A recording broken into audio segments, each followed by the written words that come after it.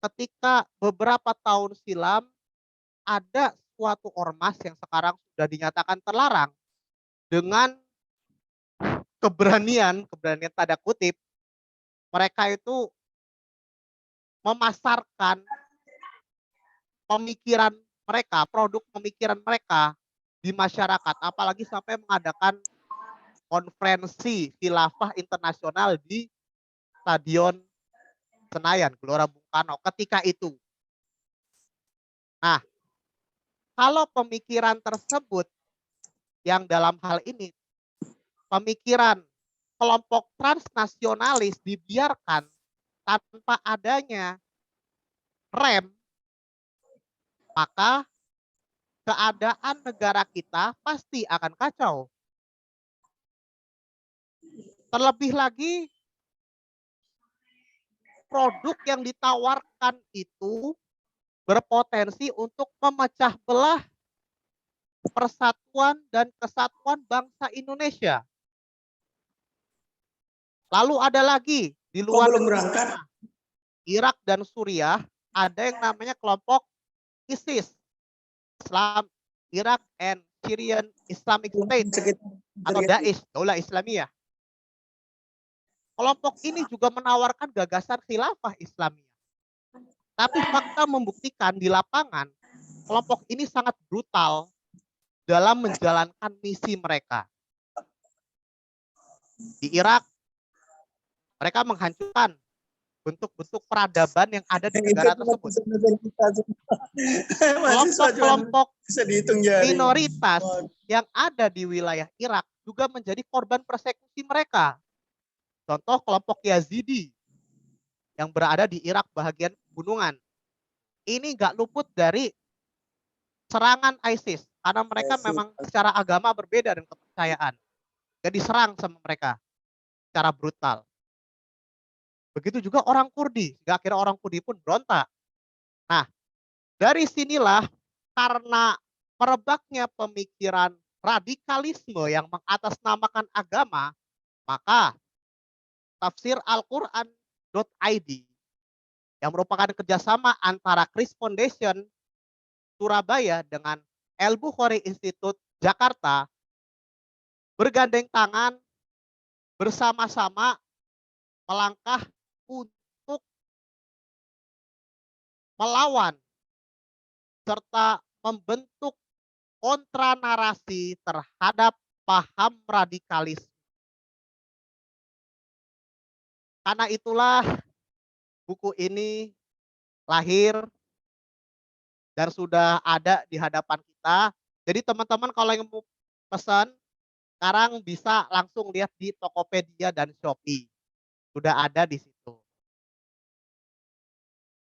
Baik, itu mungkin intermezzonya ya, pembukaannya demikian. Oke.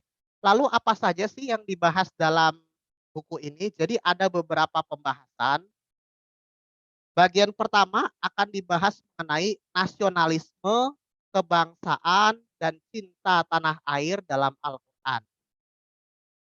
Lalu bagian kedua akan dibahas mengenai kebinekaan, toleransi, dan kerukunan antar umat beragama. Yang ketiga, pembahasannya mencakup meluruskan paham tafsir jihad dan ideologi atas nama agama. Lanjut yang keempat ini lebih pada bahasan tentang Al-Quran, perdamaian, dan kemanusiaan. Lalu yang paling unik yaitu bab kelima sebagai bab penutup daripada buku. Di sini akan dibahas lagi mengenai nilai Pancasila dalam Al-Quran. Nah, sebagai penutup akan dibahas mengenai nilai Pancasila. Ini tema ini mungkin sangat menarik ya bagi kita semua, apalagi teman-teman akademik. Memang kalau kita baca ini seperti artikel yang tidak memakai footnote ataupun endnote dan bahasanya bahasa yang mudah dicerna masyarakat. Tapi meskipun demikian, dalam penulisannya kita tetap mencantumkan pendapat para ahli tafsir. dan juga para ulama yang berkenaan dengan tema yang Nah, kenapa kita memilih tafsir kebangsaan membahas nasionalisme? Sebagaimana yang saya jelaskan di pembukaan tadi, merebaknya gerakan-gerakan radikal atas nama agama menjadikan pola pikir ini menjadi sebuah racun bila tersebar di masyarakat. Kenapa? Seringkali kita mendengar ada gagasan, "Oh, nasionalisme tidak ada dalil, hormat bendera tidak boleh." Sering terjadi demikian. Karena itu dalam buku yang singkat, padat, dan jelas ini kita kembali menerangkan mengenai apa sih dalil nasionalisme. Nah, itu ada di bab 1. Mungkin saya nggak akan menjelaskan secara keseluruhan, saya hanya menjelaskan poin-poin singkatnya. Nanti bisa dilanjutkan dengan dialog. Nah, di sini di bagian pertama ini ada beberapa hal yang membahas tentang nasionalisme. Salah satunya adalah pembahasan tentang cinta tanah air bagian dari iman. Oke, istilah ini sering kita dengar ya, hubul minal iman, yang sering digaungkan oleh teman-teman kita dan menjadi sebuah simbol bahwasanya di mana kita tinggal, disitulah tanah air kita. Dan ini juga sebagai media untuk memperkuat rasa cinta kita kepada tanah di mana kita dilahirkan. Nah, sebagaimana pembahasan di halaman 18, yaitu cinta tanah air, di sini ada yang dibahas adalah surat Al-Qasas, surat 28 ayat 85. Bismillahirrahmanirrahim. Innalladzi farada 'alaikal Qur'ana laradduka ila ma'ad. Sungguh zat yang mewajibkan atas melaksanakan hukum-hukum Al-Qur'an benar-benar akan mengembalikanmu ke tempat kembali, kota Mekah. Ayat ini, surat Al-Qasas ayat 85 ini pun ketika Nabi Shallallahu alaihi wasallam sedang dalam perjalanan menuju ke Madinah. Ketika tiba di suatu tempat yang bernama Juhaifah, tiba-tiba Nabi itu ingat kembali akan tanah kelahirannya, Makkah Al-Mukarramah, yang ketika itu masih dikuasai oleh kaum Quraisy. Ketika berhijrah, Rasulullah saja ingat pada tanah air. Lalu ada rasa rindu, kangen. Rumahku gimana ya kabarnya? Gimana kondisi wilayah saya? Gimana ini dan itu? Karena rasa rindu tersebut, lalu turunlah surat Al-Qasas ayat 80. Respon Nabi SAW kepada Makkah. Nah, ayat ini coba dijelaskan salah satu ulama yaitu Ismail Haqqi Al-Bursawi, orang ulama besar asal kota Bursa di Turki, dalam karyanya, ya ini tafsir Ruhul Bayan di 6 ayat halaman 440, jelaskan bahwa ayat tersebut mengisyaratkan mengenai cinta tanah air. Kenapa? Nah, kita lihat pada sejarah Rasulullah Shallallahu Alaihi Wasallam ketika itu diusir dari tanah airnya. Lalu beliau itu ada rasa rindu. Nah, karena kerinduan inilah lalu diterangkan oleh Allah bahwa nanti suatu ketika engkau akan kembali lagi ke tempat.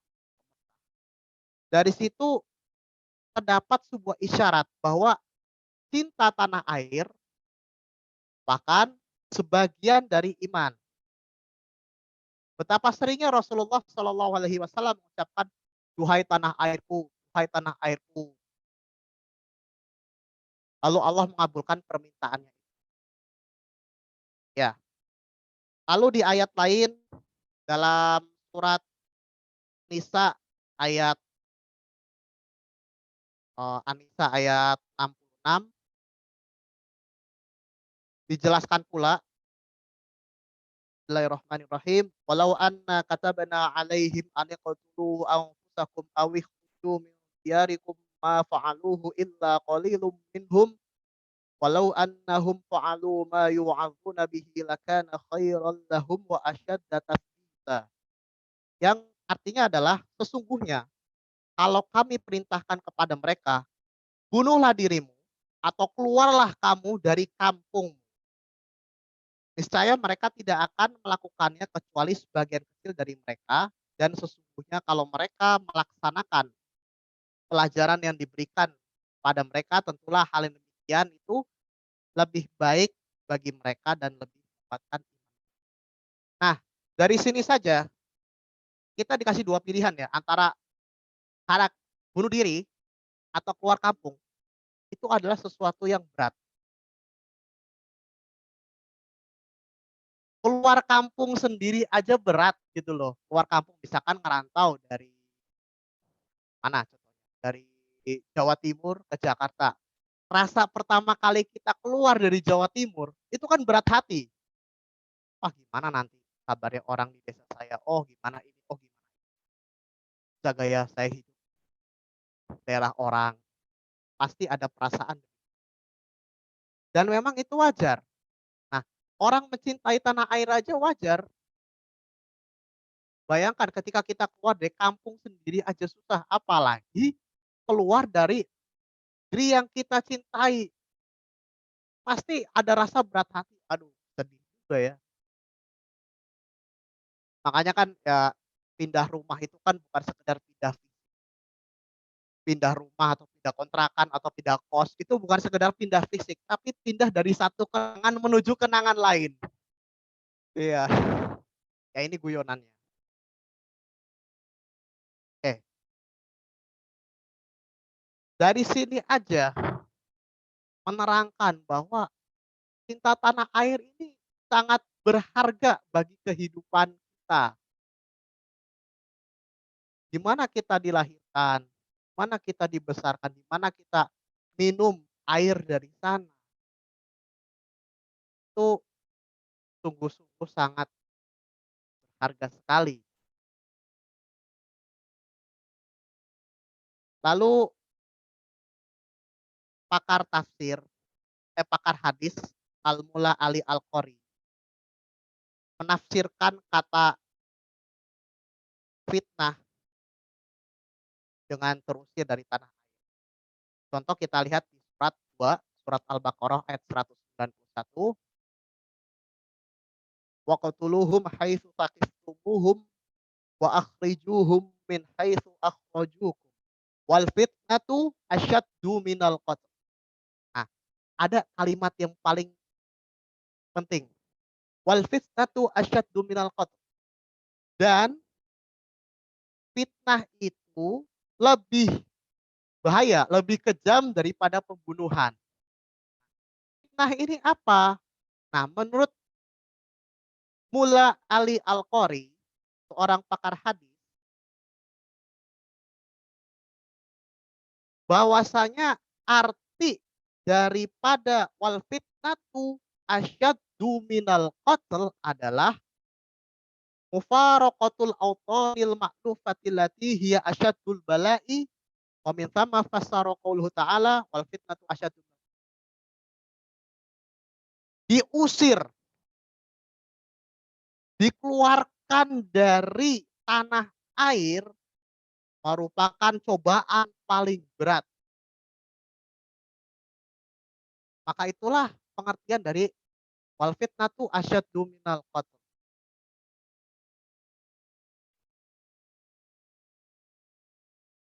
Sehingga dari sini kita dapat membuktikan bahwasanya karena Islam itu agama fitrah sesuai dengan fitrah kemanusiaan, maka sebenarnya sejatinya nasionalisme tidak perlu dalil. Tapi karena zaman sekarang merebak demikian, apalagi model orang sekarang kan pengen dikit-dikit, "Dalilnya mana? Dalilnya mana?" Oleh karena itu, sengaja dihadirkan ini ke masyarakat, agar masyarakat bisa tercerahkan melalui tulisan-tulisan. Ini yang pertama tentang nasionalisme, wabil khusus cinta tanah air. Ya, di masih di bab satu ini, ya alhamdulillah saya termasuk dalam tim penulis di buku, walaupun ya nggak gitu banyak catatan saya, tapi alhamdulillah yang penting menulis. Di sini adalah saya menulis mengenai belajar mensyukuri nikmat kemerdekaan dari negeri Sabah. Teman-teman mungkin sudah pernah dengar ya, kisah negeri Sabah dengan Ratu Bilqisnya itu. Sudah pada dengar semuanya ya? Pernah pernah. Oke, sip. Ratu Bilqis nanti akan ketemu dengan Nabi Sulaiman di kemudian hari. Oke. Di bab 1 buku ini, halaman 27, saya selaku perwakilan juga dari tim tafsir Quran menulis juga mengenai belajar mensyukuri nikmat kemerdekaan. Bagaimana yang kita ketahui bahwasanya negeri Sabah, kalau pengen lebih tahu, teman-teman silakan buka surat Sabah, surat nomor 34 ayat 15 sampai 17. Lihat di surat Sabah, lihat juga terjemahannya. Di sini diterangkan bahwasanya negeri Sabah itu negeri yang berada di Yaman, wilayah Yaman. Dan letaknya itu sangat strategis. Negerinya subur, posisi teritorialnya berada di antara dua gunung. Terus di dalam negeri tersebut terdapat dua kebun yang luas dan besar. Lalu tanahnya juga hijau, sehingga masyarakat Sabah itu hidup dalam kemakmuran. Sehingga dalam Al-Quran di surat Sabah itu disebut baldatun thayyibatun wa rabbun ghafur. Negeri yang baik yang dikaruniai oleh Allah Subhanahu wa taala. Ya kalau istilah orang kita mah gemah ripah loh jinawi. Udah subur, hijau, rakyatnya makmur dan sejahtera. Karena apa? Karena di sana selain letaknya strategis juga, kebun-kebun itu dialiri oleh satu pengairan yang berasal dari bendungan Ma'rib. Ketika dipimpin oleh Ratu Balkis, negeri tersebut aman damai. Orang mau kemana aja aman. Mau pergi ke satu dari negeri Sabah, mau ke wilayah lain, ataupun dalam internal negeri tersebut aman. Tapi ketika Ratu Bilqis mangkat atau sudah tiada, mulailah terjadi perpecahan antara internal negeri Sabah. Sehingga saking masyarakatnya berpecah belah, maka fasilitas umum sudah nggak diperhatikan lagi. Hingga suatu ketika bendungan Ma'rib ini jebol. Gara-gara jebol akhirnya banjir. Gara-gara banjir akhirnya merusak semua kebun-kebun yang dimiliki oleh negeri tersebut. Sehingga negeri tersebut jatuh miskin. Dari pelajaran negeri Sabah ini, kita belajar. Kita bangsa Indonesia adalah bangsa yang sangat bersyukur di dunia. Kenapa? Pertama, kita berada di tengah-tengah dunia, kita berada di antara Zamrud Katulistiwa, dan negeri kita ini sangat subur. Ya katanya Kus Plus zaman dulu itu kan orang bilang tanah kita tanah surga. Tongkat dilempar aja jadi tanaman. Nah itu kan bahasa kiasan. Tanah di negeri kita ini subur. Tanah di negeri kita ini hijau. Tanah di negeri kita ini gemah ripah loh jinawi. Pertanyaan bagi kita adalah, sudahkah kita bersyukur sebagai warga negara Indonesia? Atau paling penting, sudahkah kita bangga dengan negeri kita, cinta dengan negeri kita?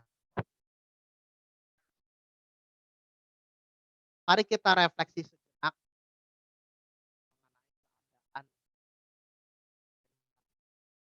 Teman-teman sekalian, ya mohon maaf saya memang belum pernah ke Timur Tengah, tapi mari kita coba renung.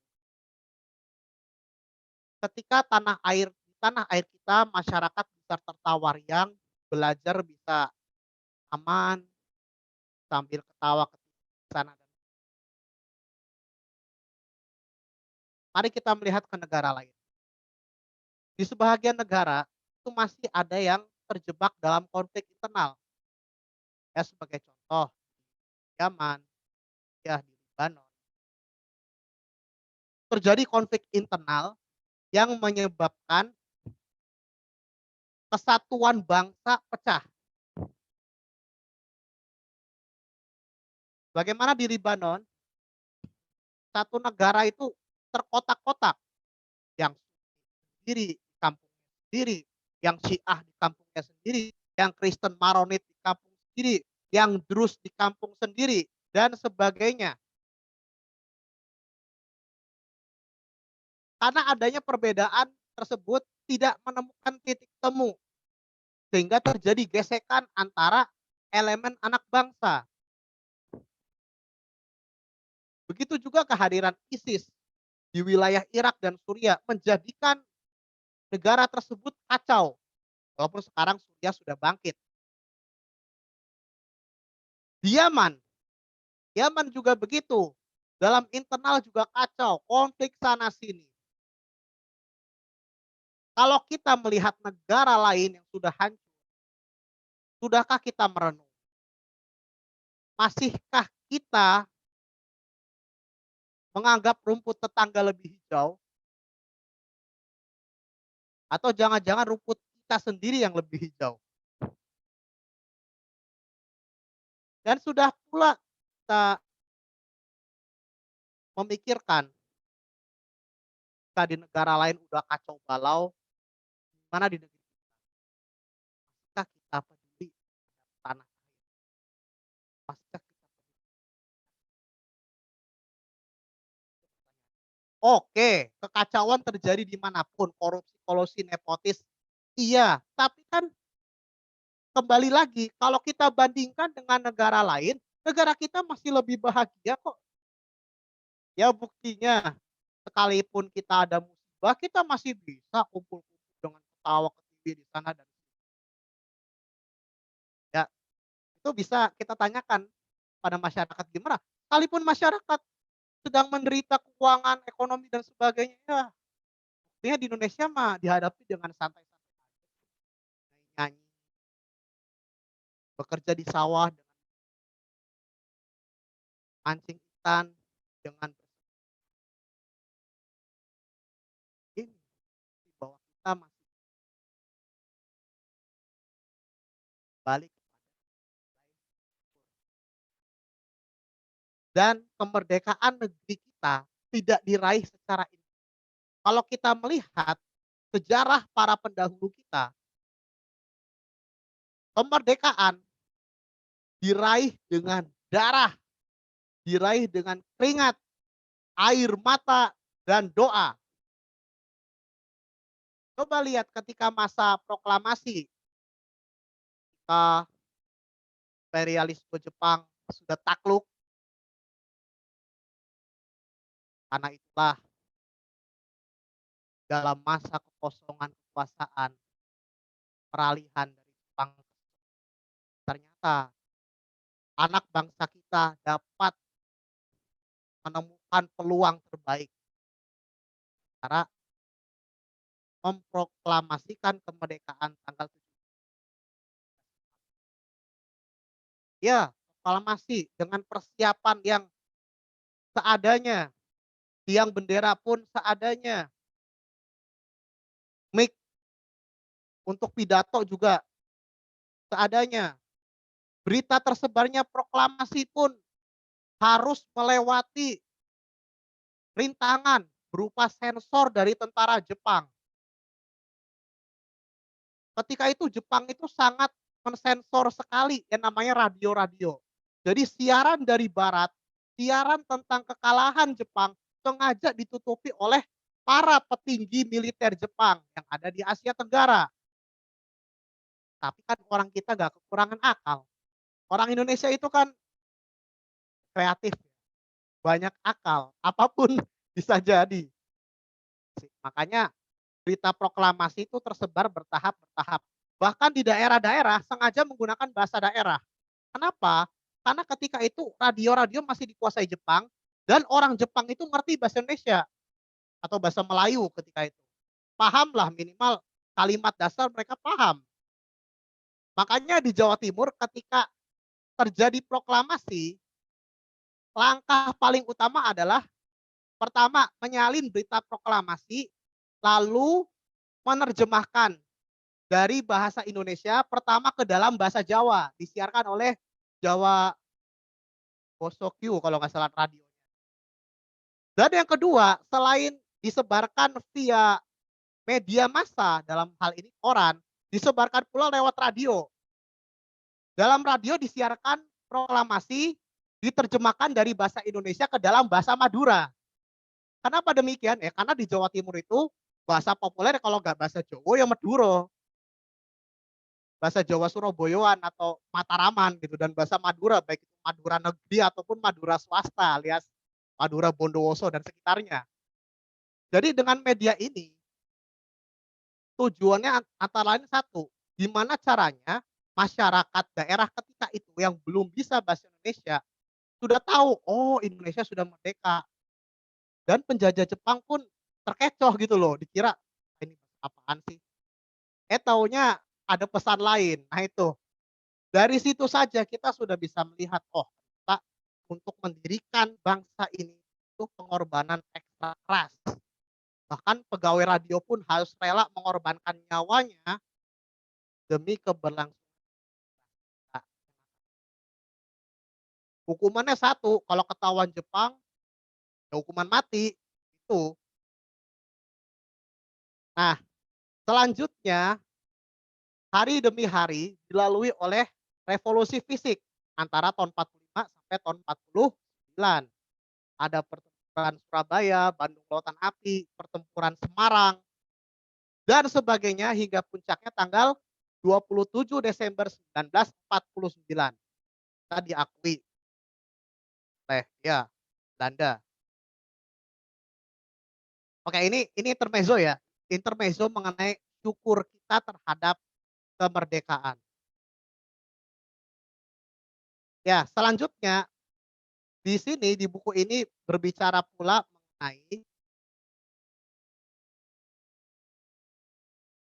nilai-nilai toleransi beragama. Dalam hal ini adalah kebinekaan. Zaman semakin berkembang, globalisasi semakin cepat. Jadi kalau tidak direm, kalau tidak ada langkah bagaimana cara kita mengatur globalisasi dalam konteks untuk negara kita ya, bisa jadi nanti kita kebablasan. Sehingga kalau kita sudah kebablasan, kita lupa akan toleransi. Toleransi pun bukan hanya antara satu agama dengan agama lain, tapi toleransi antar kebudayaan, toleransi antar elemen anak bangsa. Bagaimana cara kita menemukan satu titik temu antara elemen anak bangsa. Ketika akan mendirikan negara ini, para pendahulu kita juga berdebat apakah kita akan menjadi negara agama atau negara sekuler. Tapi karena perdebatan tersebut harus diselesaikan, maka dicarilah satu titik temu dan ketemulah titik temu tersebut yaitu Pancasila dengan 5 prinsip dasar kebangsaan. Mengenai kebinekaan ini, ayat yang dibahas adalah surat Al-Hujurat ayat 13. Nah, di surat Al-Hujurat ayat 13 kan diterangkan bahwasanya Allah menciptakan kita dari satu, kemudian tumbuh menjadi beragam, baik kulit, warna kulit, maupun bahasa dan sebagainya. Tujuannya apa Allah menciptakan hal tersebut? Untuk dapat saling mengenal antara dengan yang lain. Sehingga dari saling mengenal tersebut, kita dapat saling memahami. Setelah saling memahami, kita dapat saling tolong-menolong. Nah, setelah saling tolong-menolong tersebut, timbullah kerjasama antara satu elemen dengan elemen lain. Kalau sudah bekerja sama artinya sudah kompak dalam kelompok tersebut. Tuh. Lanjut di bab ini juga dijelaskan mengenai, prinsip-prinsip Pancasila, persatuan, juga keadilan sosial. Tapi ada yang paling penting dalam buku ini dijelaskan juga teori ukhuwah atau persaudaraan. Salah satu penulis buku yaitu kawan saya, di sini menulis penafsiran ukhuwah dalam Al-Qur'an menurut Kiai Haji Ahmad Siddiq, salah seorang tokoh, NU tahun 80-an, pernah menjadi Rois Am PBNU tahun 84. Ayat yang dibahas adalah surat Ali Imran ayat 100. Wa'tasimu bihablillahi jami'an wa la tafarraqu. Berpegang teguhlah kalian pada tali agama Allah dan janganlah kamu. Nah, di ayat ini, di surat Ali Imran ayat 103 ini mencoba dijelaskan persatuan dan nah, persaudaraan ini seperti apa? Kalau menurut Kiai Ahmad Siddiq, seorang tokoh NU asal kota Jember, sekarang namanya diabadikan beliau menjelaskan ada beberapa komponen tentang ukhuwah. Yang pertama, ukhuwah nahdiyah, persaudaraan sesama NU. Yang kedua, ukhuwah islamiyah atau persaudaraan sama muslim. Yang ketiga, ukhuwah watoniyah, persaudaraan setanah air. Yang keempat, paling puncak adalah ukhuwah basyariyah atau persaudaraan sesama umat manusia. Nah, apa sih ukhuwah nahdiyah itu? Maksudnya adalah persaudaraan yang terjalin dalam internal NU, kalangan NU. Maksudnya sebagai sesama anggota NU harus saling harus cukup dan kompak, meskipun kadang terjadi perbedaan di sana dan sini. Nah, anak NU itu sudah punya satu frame ideologi yang jelas, aswaja ahlus jamaah, orang-orang yang berada dalam kelompok adalah akan tetapi nggak cukup cuman begitu saja dalam kalangan internal NU. Di atas ukhuwah nahdiyah terdapat ukhuwah islamiyah. Apa itu ukhuwah islamiyah? Yaitu persaudaraan sama kaum. Kenapa demikian? Karena dalam hadis Sahih Bukhari nomor 2442 dijelaskan al-muslimu akhul muslim. Seorang muslim bersaudara dengan muslim lain. Nah, jadi ini tingkatannya yang pertama ukhuwah nahdiyah, yang kedua ukhuwah islamiyah. Harus ada kedua agar yang pertama itu ada penyeimbang. Kalau cuma pertama doang ukhuwah nahdiyah, maka yang terjadi adalah fanatisme kelompok dan golongan tertentu. Lalu diadakanlah yang kedua ukhuwah islamiyah, persaudaraan sesama umat Islam. Nah, umat Islam ini dalam sejarahnya kan juga terbagi menjadi beberapa kelompok. Ada yang politik, ada yang teologis. Kalau politik, oh ada Sunni, ada Syiah, ada Khawarij. Walaupun mohon maaf ya, Khawarij memang memiliki sejarah hitam dalam, eee, keberlangsungan sejarah umat Islam. Tapi kan kalaupun sekarang ada, yaitu Ibadi pecahannya Khawarij, itu pun sudah berbeda dengan Khawarij yang dulu. Ibadi sudah sangat berbeda. Walaupun berdebat di masalah politik, tapi kan ya tetap saja karena sesama muslim, sesama ngaku juga Allah sebagai Tuhan, Rasulullah sebagai teladan, tetaplah mereka saudara kita. Itu dalam tataran politik. Lalu tataran teologis, teologis ini seperti apa? Ada Sunni, ada Mu'tazilah, ada Jabariyah, ada Qadariyah, dan lain sebagainya. Belum lagi umat Islam sekarang yang tersebar di seluruh dunia secara geografis kan macam-macam. Ada Muslim di wilayah Timur Tengah yang terdiri dari orang Arab, orang Kurdi, orang Turkmen, belum lagi orang Persia. Terus di anak benua India ada juga Muslim India, baik mereka yang bahasa ibunya bahasa Urdu ataupun bahasa ibunya bahasa Malalayam ataupun bahasa Bengali. Bah sampai kepada kita yang tinggal di Indonesia, Malaysia, serta Asia Tenggara lainnya. Banyak mereka juga saudara kita sama agama. Itu yang kedua.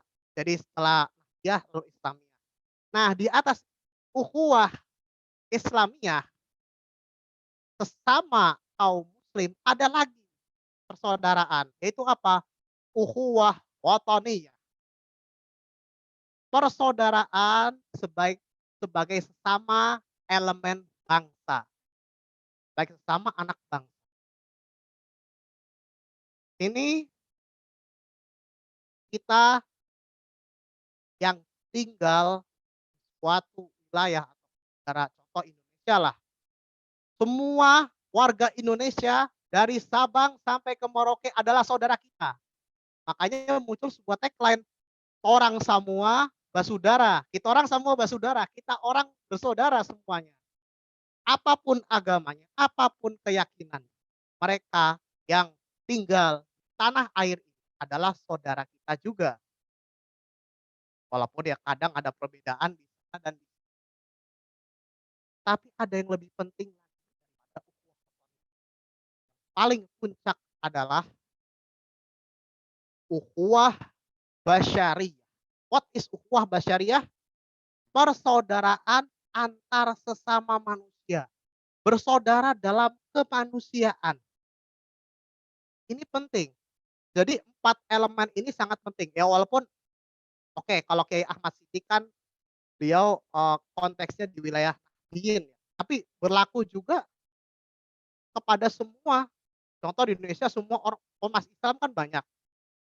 Ya 4 elemen ini berlaku, misalkan ya di Muhammadiyah, wah Muhammadiyin, ukhuwah antar sesama warga Persyarikatan Muhammadiyah, begitu juga di Persis, begitu juga Al-Irsyad, begitu juga Perti, Al-Wasliyah, Al-Khairat, dan sebagainya.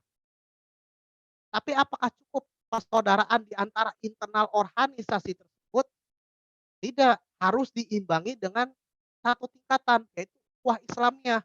NU dan Muhammadiyah, Al-Wasliyah, Perti, Al-Irsyad, hatta Al-Khairat, Palu, kita orang bersaudara. Apakah cukup dengan sesama muslim? Oh tidak, diimbangi lagi dengan ukhuwah watoniyah, persaudaraan dengan sesama anak bangsa Indonesia. Kaum muslim Indonesia, kaum Kristen Indonesia, kaum Katolik, kaum Hindu, kaum dan lain sebagainya, kita bersaudara. Kita anak bangsa Indonesia. Kita satu tanah air. Mereka adalah saudara kita. Ini kita harus saling merajut antar saudaraan ini. Tapi apakah cukup dengan saudara setanah air? Tidak. Ada lagi yang lebih penting. Saudara sama manusia.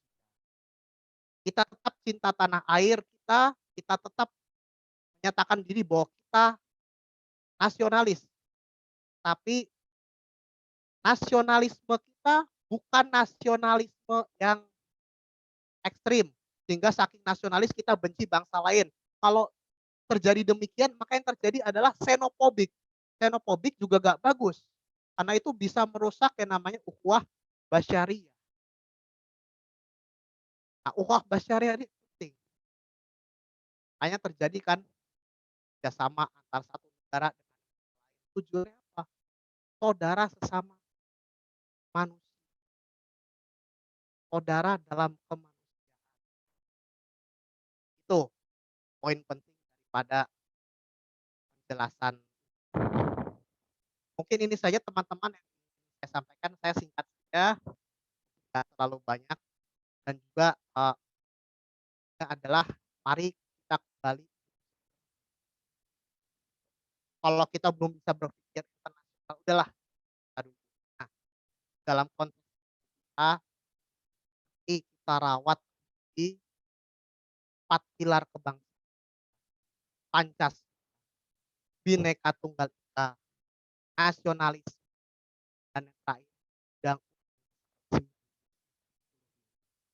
ketika kita sudah memahami, kita akan memahami pendahulu kita sudah mengajarkan kepada kita arti dari kebersamaan, arti dari saling tenggang rasa. Pendiri bangsa kita bukan hanya muslim saja, orang-orang non-muslim juga turut serta berjuang tegaknya kemerdekaan. Santri berjuang, tentara berjuang, pendeta beserta pengikutnya juga berjuang. Dari situlah kita mengenal Bhinneka Tunggal Ika. Walaupun kita semua berbeda, baik warna kulit, bahasa, budaya, ras, juga keyakinan, tapi kita punya satu titik temu. Itu apa? Kita anak bangsa. Mari kita rawat kebinekaan. Mari kita rawat juga toleransi. Dengan cara apa? Dengan cara saling berdialog antara satu dengan yang lain. Nah, kalau dialog itu kan pasti cair. Suasananya cair, beda dengan debat. Kalau debat kan istilahnya keakuannya muncul, keegoisme itu kadang-kadang nomor satu. Kalau kita dialog, insya Allah cair. Jadi bagi teman-teman yang ingin lebih ngerti gimana sih dalamnya isi buku Tafsir Kebangsaan, silakan teman-teman bisa membeli secara online, ada di Tokopedia, ada di kurang lebihnya demikian. Saya kembali lagi ke Kang Taryono. Atau nuwun Kang. Ya, terima kasih Cak Jaka, itu tadi ya penyampaiannya sungguh sangat luar biasa ya. Dengan semangat 45, mudah-mudahan apa yang tadi kita bedah buku tentang tafsir kebangsaan, mudah-mudahan bermanfaat bagi kita semua ya. Selanjutnya saya buka session tanya jawab ya. Saya batasi cukup 3 saja untuk pertanyaan. Silakan, saya tunggu pertanyaannya. Silakan rekan-rekan yang sudah bergabung boleh ya untuk memberi pertanyaan.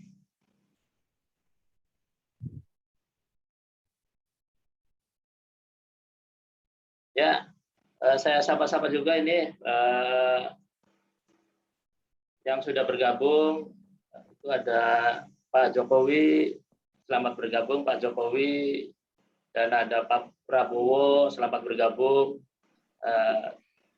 Entah itu siapa, yang penting namanya di situ Pak Jokowi dengan Pak Prabowo. Mudah-mudahan beliau berkenan dengan penyampaian materi ini dan bermanfaat bagi kita semua ya. Silakan kami tunggu pertanyaannya. Sambil nunggu Cak, saya lempar mungkin diskusi sebentar ya Cak tentang isu yang marak di akhir-akhir ini, tentang isu penyusupan PKI Cak di tubuh TNI ya. Saya baca beritanya sangat ramai ya. karena yang melempar isu itu bukan orang sembarangan ya, seorang tokoh jenderal. Dia mengatakan tubuh TNI sudah tersusupi oleh PKI. Nah, menurut Cak Jaka ini seperti apa nih tanggapannya? Mungkin gambaran, pengetahuan, atau mungkin ada pencerahan supaya tidak simpang siur ya, karena sesuai dengan tema kita ya, kebangsaan. Silakan Cak Jaka, gimana nih menurut antum nih? Baik, terima kasih. Masalah ini saya baca lebih lanjut. Jadi kita serahkan saja kepada ahli sejarah. Mohon maaf daripada kita salah ya, atau kita mendiskreditkan satu lain, dan serahkan kepada Pak sejarah yang memahami bagaimana. Tapi kalau bagi saya, ini jawaban awal ya. Iya. Komunis memang sudah dilarang sejak tahun 66, sudah ada TAP MPR. TAP MPR ya tahun 66, pelarangan mengenai komunisme dan Marxisme. Sehingga secara ideologi sudah tidak bisa tumbuh. Terima kasih. Tapi untuk lebih lengkap, silakan ahli sejarah yang lebih paham menerangkan.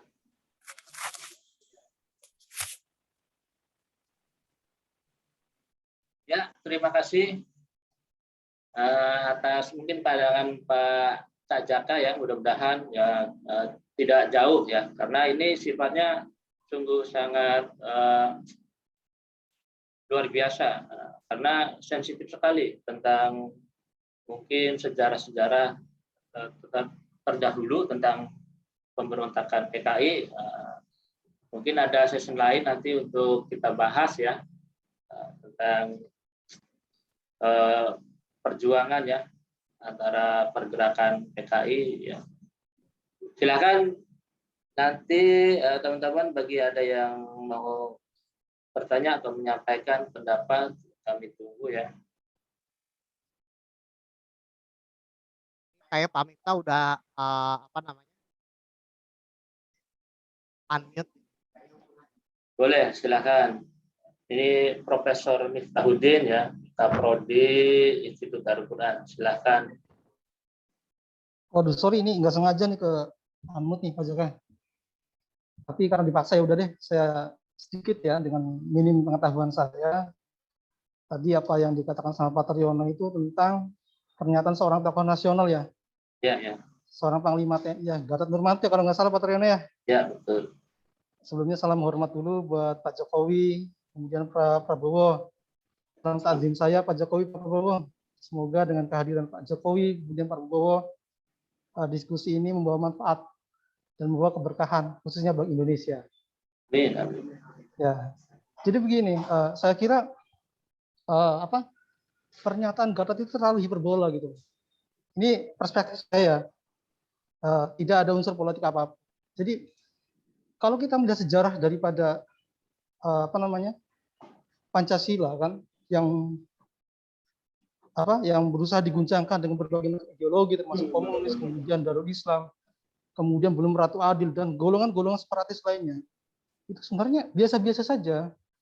Pancasila itu sudah sakti, kan? Sudah diuji beberapa macam gerakan-gerakan separatis yang ingin menggulingkan ideologi Pancasila. Tapi mereka itu tapi ideologi yang berusaha menggulingkan Pancasila itu ya Pancasila tetap eksis. Nah itu bisa menjadi sebuah indikasi bahwa Pancasila itu ya sangat luar biasa, walaupun dari berbagai macam golongan, kemudian berbagai macam pandangan yang berusaha menggulingkan daripada suatu masa ke masa.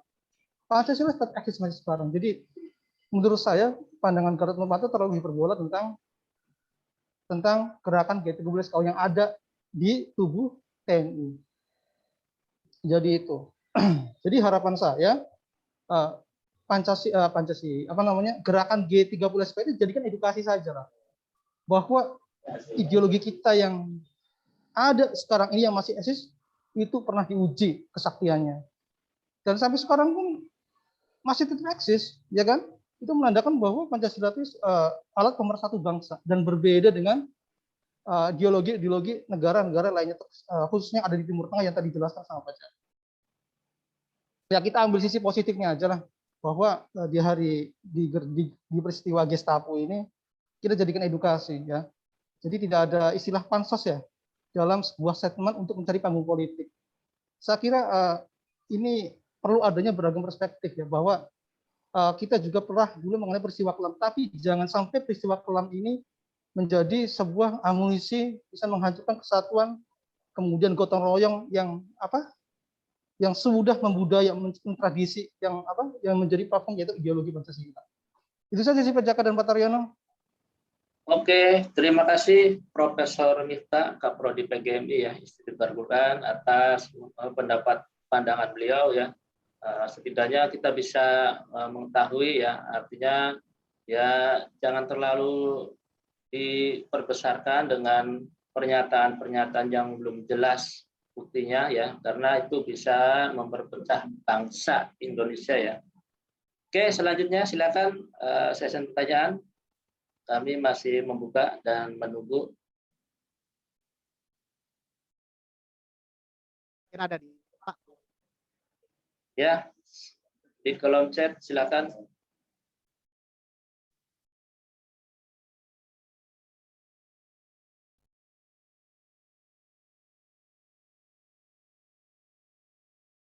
Silakan, kami tunggu saudara-saudara yang bergabung untuk sesi tanya jawab.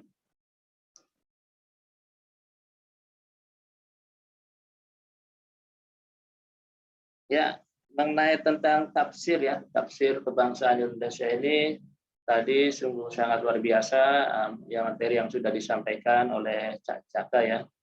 Bagaimana sih tentang cinta tanah air ya, toleransi dan bela negara dalam Al-Qur'an ya. Karena agama tidak luput dari andil ikut berjuang ya.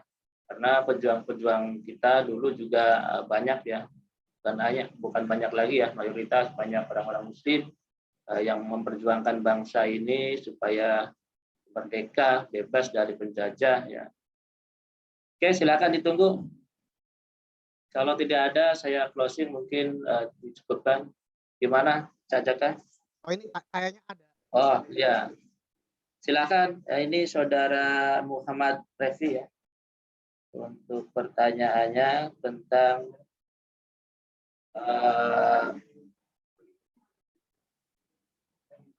jadi pertanyaannya adalah bagaimana tanggapan kita dalam YS 30 PKI ya, dikaitkan dengan dari perjuangan Islam. Mungkin pandangan Cak Jaka gimana ini tentang perjuangan Islam ya, tentang 30 SPK ini. Silakan Cak. Kalau kita ambil loh ya, ini kalau kita melihat kejadiannya, ibrohnya adalah pembunuhan itu tidak dibenarkan. Pembunuhan terhadap jiwa manusia tidak dibenarkan, apalagi sampai disiksa dan dimasukkan ke dalam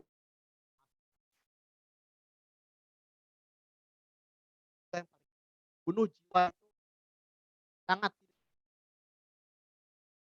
pertama merusak reputasi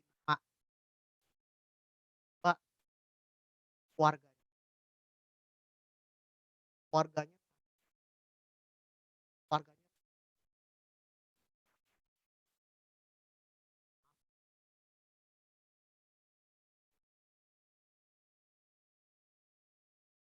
tahu dari situ kita tahu setelah itu apakah terus merawat dendam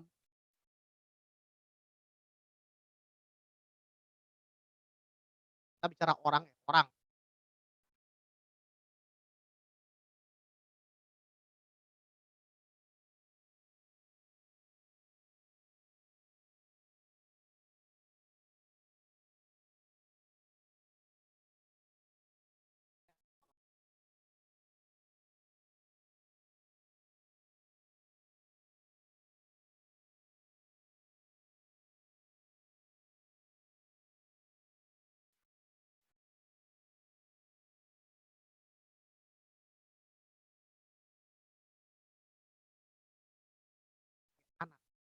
pasti merasa kecewa.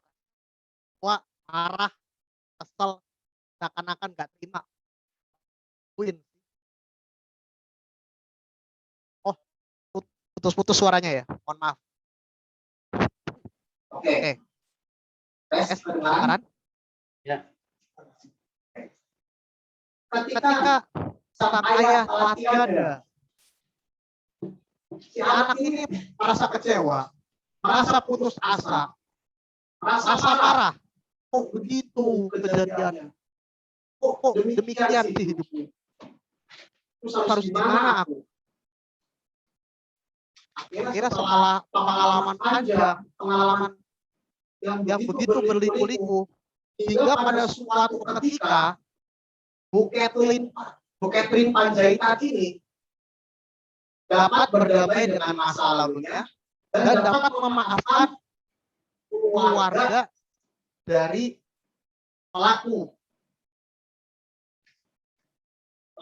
pembunuhan sang ayah. Makanya kan keluarga-keluarga korban G30S ini sekarang ini tergabung dalam forum silaturahmi anak bangsa. Mohon maaf, forum silaturahmi anak bangsa. Ini merupakan wadah komunikasi dari anak-anak, pertama baik mereka korban maupun pelaku pada masa 65. Gak cuma itu, anak dari Bapak Karto Sumilyo, Pak Sarjono itu juga gabung di situ. Tujuannya apa? Tujuannya bukan merawat dendam masa lalu orang tuanya. Tapi karena zaman sudah berkembang, sudah saatnya berdamai dengan masa lalu. Melupakan dendam, duduk bersama untuk sama-sama urun rembuk bagaimana cara memajukan bangsa ini. Ini Mas Revi tanggapan saya tentang pertanyaan Mas Revi. Kalau misalkan kurang lengkap, ya mohon maaf, mungkin ini saja yang bisa saya jelaskan. Oke, memang perkara 65 itu mohon maaf sensitif ya kalangan bangsa kita. Tapi kalau kita lihat dari anak-anak korban Bu Amelia Yani, siapa lagi Pak Sarjono, Ilham Aidit dan sebagainya, sekarang malah sudah damai, sudah urun rembuk bersama. Udahlah, kita bahasa gampangnya itu sudah kita stop, kita putuskan dendam masa lalu, kita lihat ke depan. Kita lihat ke depan bagaimana caranya kita membangun bangsa. Itu Mas Revi. Ya, itu tadi jawaban dari Pak Jaka ya. Semoga bisa dipahami ya, karena ini sifatnya sungguh sangat riskan ya, dalam arti sensitif sekali untuk bicara tentang G30S PKI ya. Silakan pertanyaan lain, saya tunggu. Atau cukup, Cak, kita closing, silakan tutup dulu, Cak. Terima kasih Pak Taryono, terima kasih semuanya. Salam empat Bapak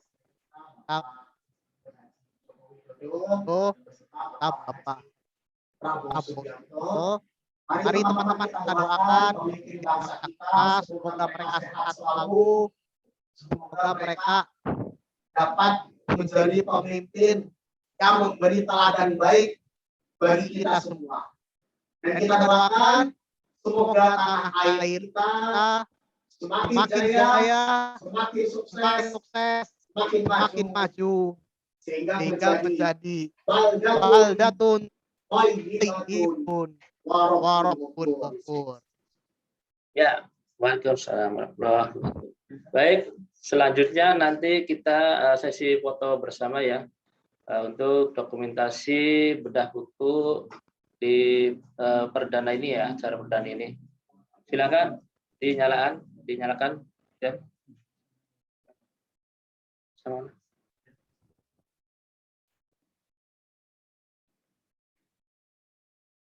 Ya, silakan dibuka dulu, kita foto bersama.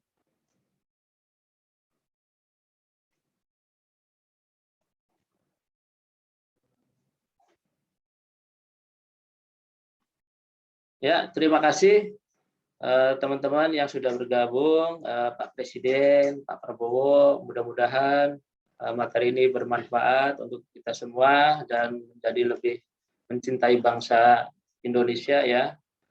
Kami cukupkan, kurang lebihnya mohon maaf. Mungkin ada kata-kata yang kurang berkenan, ataupun mungkin tingkah laku yang kurang berkenan. Saya akhiri. Wassalamualaikum warahmatullahi wabarakatuh. Waalaikumsalam.